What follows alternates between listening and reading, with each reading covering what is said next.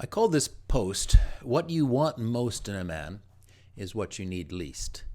Superman and Clark Kent rarely come in one package.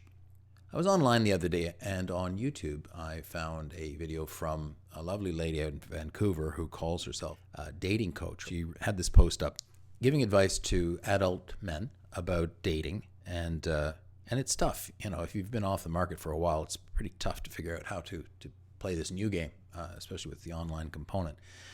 And I thought to myself, well, I was single for many years and did a lot of online dating and wrote a lot of posts about it, and so maybe there's a market for it. In addition to my other playlists, I will add one called Post-Tinder Dating Advice for mature people who have enough criteria that they really don't go off of just images anymore like Tinder operates for young people. This is actually the second in this playlist, since the first one I put up was actually the second video I ever made, which was all about why online dating doesn't work for our highly evolved species the way we all hope it would. That one focused on something I call the dating appeal funnel. If you want, you could go back and take a look at that. I first posted this on April the 9th in 2010, but it still applies just as much today, if not more so, because a lot more research has come in since then. Sorry, ladies, I'm about to ruin your day, maybe your life, again with what some might label typically male analytical theorizing, although, let's face it, thinking is gender neutral. In conferring back and forth with a close female confidant with similar life experiences to my own and an admittedly similar eclectic take on life and sexuality, something occurred to me in looking back to the relationships I've had, both the intensely sexual and the intensely close emotional ones. Spoiler alert, they don't cross over really. I'm interested in how millions of years of evolution shaped our behavior and whether or not the way we think we should interact today, what I call the new normal, is really the way of interacting that we would be best served by. Here are some thoughts to consider when it comes to the relentless search so many of us are on to find one true love with whom we will have mind-blowing passion. And the caption for the images I used of Superman and Clark Kent said, "Superman will get you off, but Clark Kent will keep you happy." Laura Gottlieb is an author and quite thorough researcher who wrote a book called Marry Him, The Case for Settling for Mr. Good Enough, a book that was severely misunderstood based upon its premise, i.e. its title, alone. What I believe, having understood her point and tried the online dating thing for quite a while, is that internet dating sites exacerbate the problem of the fantasy of one true love, to the point where it is working against what specifically women want and need, and leading a lot of men with excellent potential to give up and sit home alone watching TV and using online porn. What we all need is an emotionally stable, caring, intellectually compatible partner to grow old with. What women are hoping for, let's say expecting, entitled to, won't settle for less than, is the one true love that includes what I call the Brangelina myth of intense sexual/physical compatibility. The two-in-one Superman Clark Kent is make-believe, ladies. What I'm saying is that not only is this inflexible, unrealistic demand/conviction that so many of you women feel so resolutely, reducing your potential fishing pool to an infinitesimally small number, one of whom you will never recognize from profile pics and a description online, the fact may be that you should not marry the guy with whom you feel an immediate nether region tingling attraction to and have mind-blowing sex with from the get-go. He's going to turn out to be problematic on all kinds of levels once you really get to know him. I'm suggesting that the same things that make him so attractive to you, his bad boy appeal or whatever, is going to turn out to be incompatible with what you need in a life partner. I believe, looking at recent research into young adult brain development and how long it takes for humans to mature, the brain connections that firm up our ability to assess short-term impulses with long-term consequences only finish developing at about 25 in females and about 30 in males. That our species is actually pre-programmed, or perhaps not yet programmed, during our most fertile/fecund years to not make mating choices based upon long-term emotional/personality compatibility, but rather solely on genetic diversity and the genetic benefit to the species of producing as many babies in healthy/strong females as possible. It has always taken a tribe to raise children, not our very modern concept of a nuclear family. And I'll add a link below to the article I wrote about that. Our species is designed by evolution for young females to have passionate sex with dangerous strangers, the tall, square-jawed, powerful princes of the Disney fairy tales, as frequently as possible, and thus become impregnated by males outside of their tribe. It is only later in life, after 30 or 35, that women have sufficient life experience and maturity to start to demand more than their early fantasies. That is to say that young women tend to project what it is they think they want in a partner onto any handsome, virile male who evidences a willingness to stick around. Mature women still want it all, but maybe they are capable of seeing the folly and demanding it all in a single man. Reading a lot of recent discoveries being made in the realm of brain science and the distinct differences between the sexes, as well as my long history of reading about the subject, there's something that keeps striking me. And I was inspired watching an episode of The Larry King Show that was hosted by Jeff Probst called Male Infidelity, Is It Hardwired? And an undercurrent keeps coming up in the back of my mind as the debate unfolds over whether human males' general tendency to seek out multiple serial partners versus the assumed tendency of women to stick to just one is due to nature or nurture. Now, this is just my theory, folks, but looking back on both my experience, that of my confidant, and so many others, Tiger Woods and Jesse James were just two male celebrity examples from back at the time I first authored this piece, but there have been many more since. It seems as though there's a universal truth emerging, but it is a deeper, more unconscious genetic trigger than faithfulness or a lack thereof. To get to it, we have to dispel one universal fallacy about male versus females when it comes to infidelity, however. For those who continue to believe there is a male bias in terms of cheating, just who are all those happily married men cheating with if it is true that cheating is so one-sided? Think about that, especially you ladies. Do the math. There are slightly more females in the world than there are men. Only a small percentage of those females are prostitutes. In anonymous surveys conducted year after year, married women report that almost as many of them as their male counterparts have cheated on their husbands. While women's infidelity is normally based upon more emotional reasons than it is for men, the women are still cheating. Of course they are. Otherwise, who would it be that all those husbands are having sex with? The slight variations indicating that more men than women cheat is either due to little white lies, or prostitutes, or single women having sex with numerous married men, or a few married women who sleep around an awful lot. In the end, it's not important. The point here is that the majority of married men and women cheat at some point, and this is quite clearly a quirk of human nature. Why does it make sense? We were never intended to be monogamous. Monogamy is a very modern conceit, something that has evolved in our societal consciousness over the past couple of millennia as our species developed and shared sufficient technology to allow us to begin to live in larger and larger groups, first in permanent villages, then towns, and then cities. In the social circumstances we lived in for the first 300,000 plus years of Homo sapiens' existence, we lived in nomadic tribes following the seasonal crops and animal migrations, interacting with other small groups of both interrelated and unrelated tribes, even those of other human subspecies, as they came into contact with our tribe during migrations. What social anthropologists have gradually teased out of our species' behavioral record is that we were then and are now a species that is by nature serially monogamous, entering into relationships that last several years, produce several children, then moving on to new relationships that produce more children.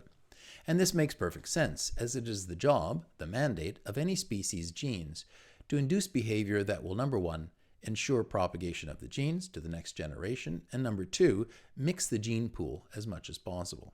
A side note, a community's kids in our original, most natural societal state that lasted through 7 million years of evolution versus the past 7,000 since we began living in permanent settlements, are raised in a group under the care of older, less mobile women and men. Note, we've lived in permanent villages/cities for only 0.1% of our existence, not long enough to have evolved any new behavioral adaptations for living en masse in cities. The children in this natural state of development are socialized/taught by these caregivers, as well as older kids and each other. The kids are exposed to their parents in the morning, during downtime and during evenings around the campfire, with all the kids fully understanding the complex family relationships. For example, anthropologists have recorded kids saying, "He's my dad, but he's also her dad, but her mom is now married to the dad of that boy over there." It's all perfectly normal, everyone's pretty happy, and there are no ridiculous religious mores being violated. So what does this behavioral mandate say about relationships today? Well, looking at what the norm is in today's Western world, realm of romantic love, it clearly says we all tend to nurture a fantasy that the majority of us are supposed, quote unquote, to naturally feel/do something that is actually not in our nature, and that is to stick around to one partner for 50 plus years. The average human, pre-permanent settlements, lived to about 45 years old, with a lot of infant mortality and some old geezers reaching their early 60s. Yes, there have always been relationships between some men and women throughout human history that did last a lifetime. But anthropological studies of Stone Age human groups today prove that lifelong partnerships were not the norm, and our divorce rate in the Western world reinforces this. The point is not whether some of us or all of us should abide by the notion of one true love and search desperately until we meet an ideal mate or keep divorcing any new mate who turns out to be less than ideal.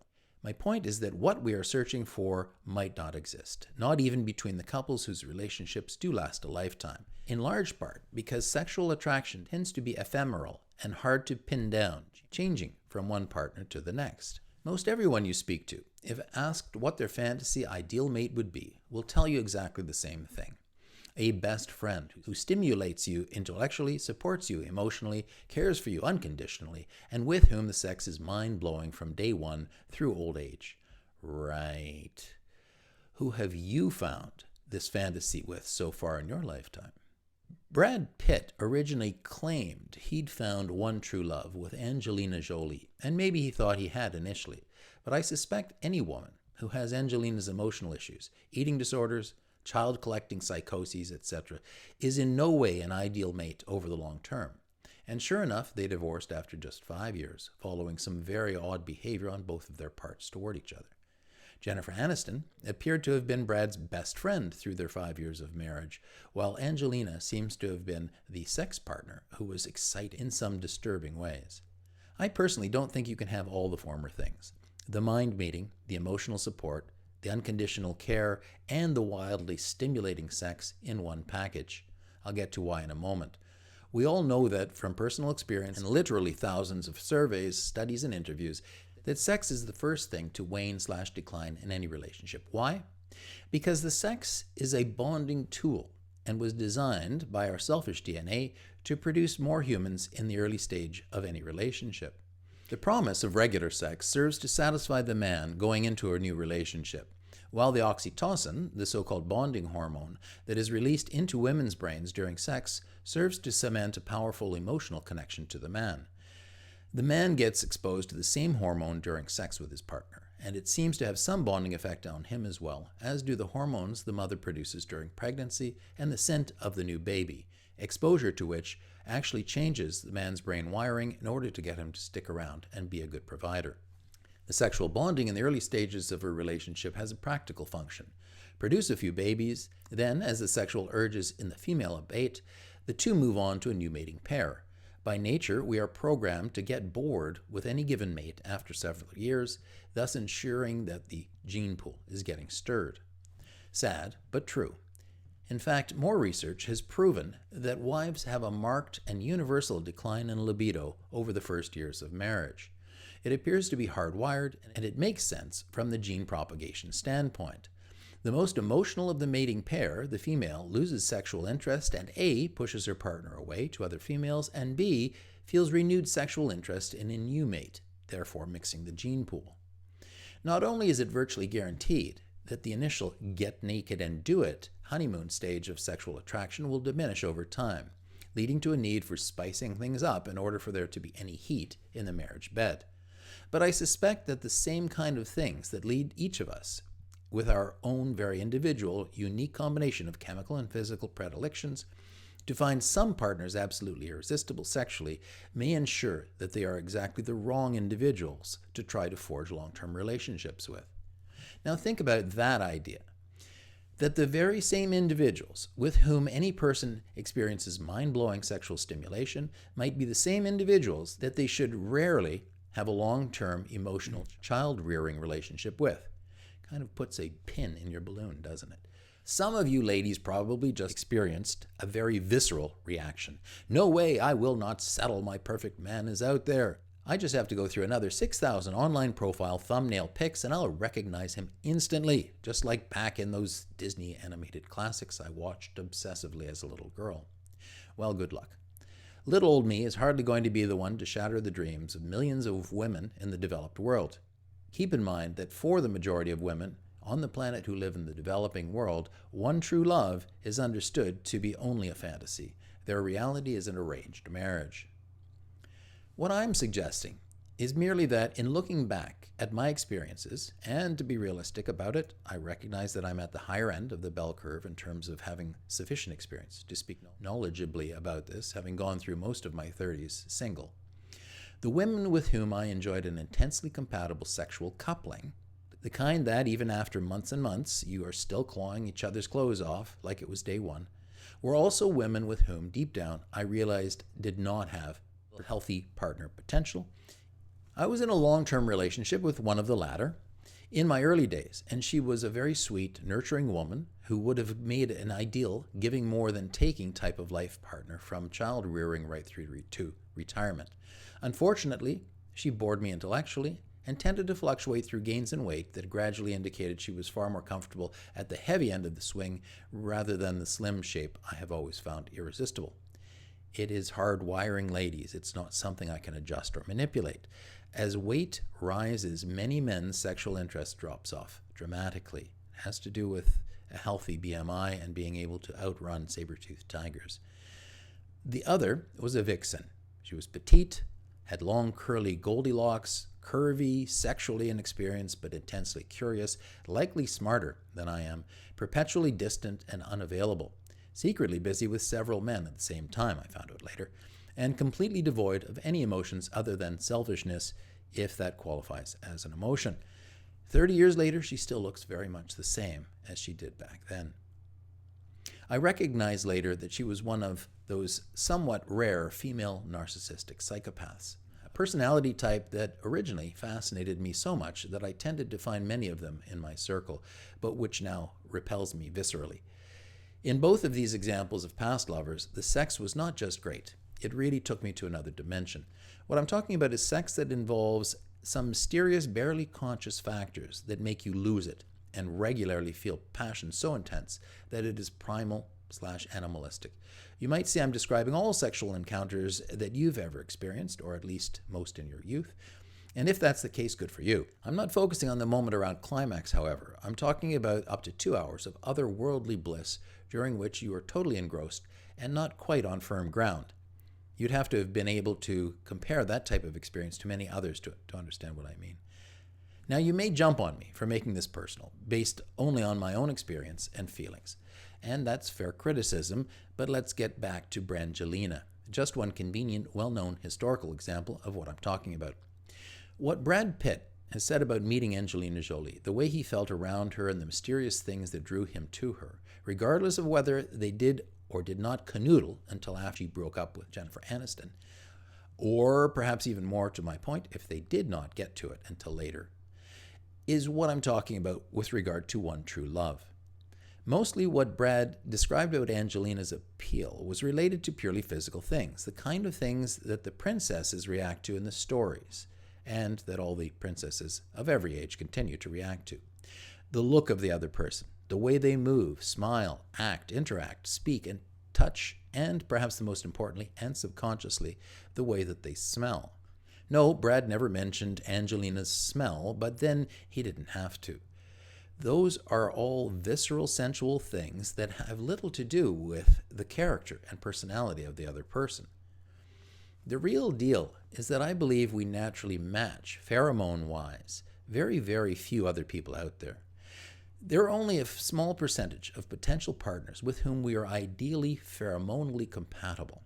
And when you combine in all the other turnoffs we run into in meeting new potential partners, the visceral behavioral deal breakers that may turn us off at a distance, the potential partner base drops even further. And recent research proves it is the pheromone of individuals with the most different immune response genes, HMCs, that we're most attracted to.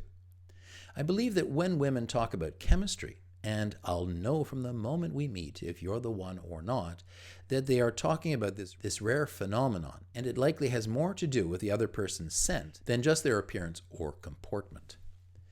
Thus, the reality behind the fantasy of one true love is that ideal physical/sexual matches are extremely hard to find. Another of the many theories I've cooked up over the years that you will find in abundance if you read more of Just One Cynic's Opinions blog or watch my YouTube channel is the three-legged stool of love. In my experience, I can boil the key components of every relationship I've ever had down to the three legs that support the continuation of the partnership. The intensity with which you fit the other person on these three things. Number one, personality. Do they make you laugh? Are you comfortable in their company? 2, intellect. Does he or she make you think? Can you debate each other respectfully? Number 3, passion. How satisfying and stimulating is the sex or even just the cuddling, hand-holding? And for women, I've learned there's another leg that makes it a chair, in their case, not a stool, is number 4, provider. Does he have the money in the bank, a good job, or at least the energy to never give up on finding work to make you feel good? As I've said, I don't believe anyone can find all 3 or 4 legs without compromising on one of the 3 or 2 of the latter 4. I challenge you to go back and examine your past or current romantic relationships. I had huge intellectual and personality compatibility in one long-term relationship, but there was no passion. I already described one other partner with whom I had personality and passion, but no intellectual connection. I am now in a relationship that I hope will last forever, in which we share amazing passion and personality compatibility. We are 2 givers rather than the codependent giver stuck with a taker that we had both lived through before. But I find my intellectual stimulation, saving the world debates, elsewhere. I get the best of all worlds. My point in this thought piece is that you can find tremendous satisfaction and a meaningful bond with a partner without the mind-blowing bonding sex at the outset. It is going to abate anyway, so if you're chasing it after the age of 40, 45, you are likely setting yourself up for disappointment in the short term and for definite disappointment in the long term, unless you are willing to compromise on all of legs number 1, 2, and 4. In the case of men over a certain age, using their accumulated wealth or earning circumstances to land themselves a much younger hottie, keep in mind that even your outsized ego and imagined long-term sexual prowess are going to fade, likely sooner rather than later. And the young hottie is going to want kids and or a younger stud outside of the walls of your safe deposit box of a homestead a few years down the road. And here's an addendum I added in 2013. I first came up with this theory about pheromonal compatibility in the 1990s, but it took science some time to prove it for me.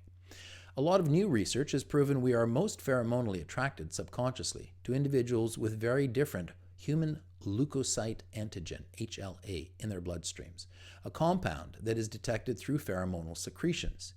We are picking up on the fact that these very different scented individuals are genetically very different from those within our tribe and family, and therefore that kids produced through mating will be very healthy/pathogen resistant. We are driven by scent to not only find these individuals very sexually arousing, but I believe that the effect these pheromones have on us is to lower our inhibitions, not unlike alcohol or other drugs. This part of my theory is still only conjecture, not yet researched. We are compelled irresistibly not only to want to be impregnated by these strangers, but to do so in wild and crazy, uninhibited ways that increase the chance of pregnancy. Another addendum later on in 2019, some scientists are now suggesting that this might be an entirely new sixth sense, not merely smell, but rather an ability inside of our brains to pick up on pheromones and other hormones that drive us to behave in certain ways or associate with certain people.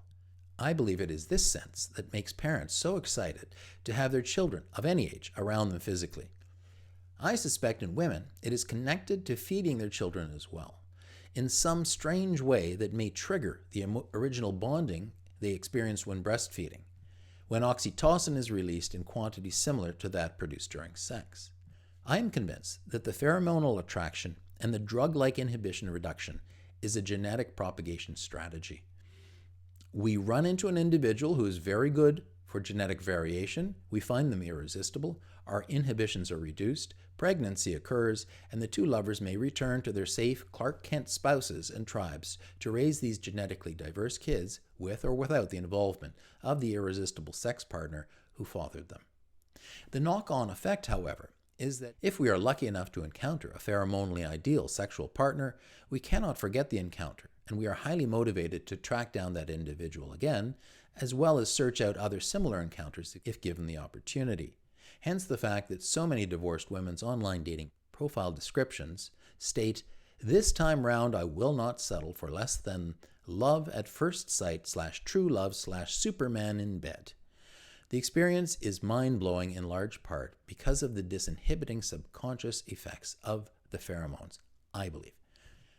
For selfish gene reasons, and we now know due to genetic studies that 8% of all Asian men apparently are related to Genghis Khan, who took advantage of women of childbearing age everywhere that he conquered. Men are highly interested in simply having sex, exciting or not, with as many available women as possible, ideally women of childbearing age. Human ova become ideally fertile about 18 years of age and lose their fertility at about 28. But many men, for many reasons, will have sex with virtually any female who makes herself available. Alcohol helps, but it's secondary to some guys' proclivities. Hence, men do not put the same emphasis on the pheromone phenomenon, what women call seeking one true love, in first meeting a woman. However, it is still there in our psyche, the experience of the intense passion we felt with a rare few women, our personal Cinderellas and Pocahontases. Having had a few experiences like that, and hearing the stories that such matchups do exist, the fantasy is perpetuated in both genders. Some of you are protesting right now, saying, but it must exist between some rare few partners when, by luck, all 3 or 4 legs of support come together in one mutually compatible package. But that's not my point. Of course, there are some mind-blowing sexual partners out there for all of us, with whom we can dance in the glow of pheromonal compatibility and fantasize that the passion will overcome any potential shortcomings on other fronts. But my point continues to be that of long-term partnership. I suspect that the pheromonal thing, when it happens, often blinds us up front to serious issues on other fronts until we are ensnared by marriage, kids, or other commitments. Or that the search for the pheromonal thing blinds us to potential partners who might be ideal in terms of personality, intellect, less than exciting sex that we take part in out of love and commitment, and an ethic of hard work and dedication to figuring out how to contribute in the new gig economy, even if you are over 45 or even 55. That is not a compromise that many women with a decent nest egg want to make up front, sometimes to the detriment of finding a really good partner. I've come to believe that the same people who are wild and crazy sex partners are the worst choices we could ever make to get married to. Why? Because marriage is not about sex. It's about caring, nurturing, supporting, both of kids and each other, and parents, in-laws, pets, houses, etc. The amazing sexual partners are about all the things that marriage is not. Hot, sweaty, forget what time it is in the real world encounters that only last a few hours, then come to an end as we have to get back to reality. Don't get me wrong, I've had some great sex with my several long-term partners. It's just that the really memorable ongoing lust never lasted with them, and really never existed at the intensity and consistency that it did with the rare few, my 2 examples being the one who intellectually bored me, but was ideal emotionally. The other, who was exciting as hell intellectually, but had very low affect emotions. In other words, the sex was equally intense in both cases, even though their personalities and points of reference were quite different. My core interest is and always has been how our species evolved to do the peculiar, often counterproductive things we do, like searching for both intense passion and long-term compatibility in a single person in today's modern Western world. When it comes to finding and living with long-term partners, our genes encourage us to both fool around while in relationships and remain in partnerships for only 4 to 7 year periods. That's the length of time that it takes for 1 or 2 offspring to be able to run fast enough to get away from a prowling saber-toothed tiger. If only we could, and I'm not really joking here, acknowledge what 7 million years of evolution wrote into our genes and shift our social consciousness to the point where we all recognize that what we love in our life partners precludes intense sexual desire/tension over the long run, we could have sex buddies, F-U-C-K buddies in the modern parlance, on the side and live the best of both worlds without marital conflict. Not only that, but I'm pretty sure that getting some on the side would actually improve our marital sex. Getting to that point, however, would mean giving up the Disney-fed, heartfelt addiction so many women have to the notion of one true love. And that's not going to happen soon, with a generation now entering the adult world who are all convinced they're both special and entitled to have all of their whims delivered upon. Just a thought. On a positive, if exhausting, closing note, statistically, the ideal match is out there for each of us. After all, we've managed to create 7 billion and counting genetic copies of ourselves. With enough effort and patience and open-mindedness, and I managed to do it, you can find someone with whom you have the elusive passion as well as very deep connection on the other 2 key criteria for solid long-term relationships, intellect and personality. After a certain point in life, the great provider leg of the chair might come up pretty short. That is, if you aren't going to be just as compromising on the other fronts as girls on sugardaddy.com are. The problem is that, to do so, to play that numbers game on the passion front, you are going to have to get jiggy with a lot of potential partners. You will not be able to sense a passion/chemistry connection online, ladies. Sex appeal through photos simply doesn't work very well for women past a certain age, hence the name of my playlist, Post-Tinder Dating Advice. Remember that for anyone under 30, the criteria to start living together, get pregnant, get married, and buy a house was merely, is he or she sufficiently hot, available, and willing to date me? Seriously, that's pretty much all you require before you hit 30. Maturity and experience add a ton of new criteria to our list of filters. If you buy into my 5% statistic, you will have to get intimate with at least 20 partners to find one who is pheromonally compatible. But to my point above, it is highly unlikely they're going to be great on the other legs of the chair. To score well on 2 or 3 out of 4, you'll have to find 10 to 20 pheromonally compatible matches to win out one who is ideal on the other 2 criteria. Sad but true, unless you get very lucky. Superman and Clark Kent do exist in one man, but those men are statistically only one in about 50, maybe 100 of the men that you find appealing enough to consider getting intimate with. So you better get busy, ladies. Thank you so much for watching. And if you got this far, that likely means you have a sincerely curious mind. And curious people tend to be high on the IQ bell curve, which makes you a member of my target audience. If you'd like to comment down below, I'd be more than happy to have an intellectual debate with you.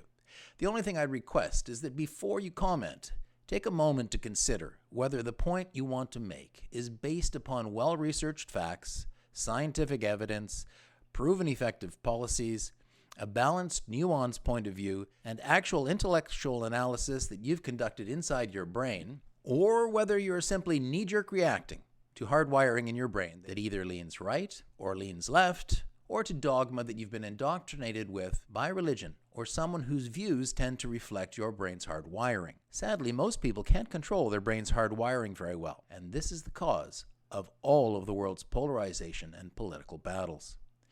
I'm a centrist, so I see both sides of most arguments, and I really like talking to other centrists because genuinely progressive, practical solutions come out of those discussions. Talking to hardwired folks on the left or right just leads to shouting matches and frustration. If you've watched a few of my videos, and I've managed to change the way that you see the world, even just a little bit, then please consider either clicking on the PayPal link below to buy me a beer, or becoming an ongoing patron by clicking on the Patreon link. Thanks so much for watching, and I hope to see you on the other side of the camera again sometime soon. I hope you got something out of my thinking, and if you think I deserve it, please click on the thumbs up sign down below. If you'd like to watch more of my insights into what drives our sometimes peculiar behavior, please click on the links beside me to other videos I've posted. To get notified when I put something new out, click on the subscribe link below me. If you feel inclined to really help me out, do all of the above, as it helps my ranking on YouTube go up.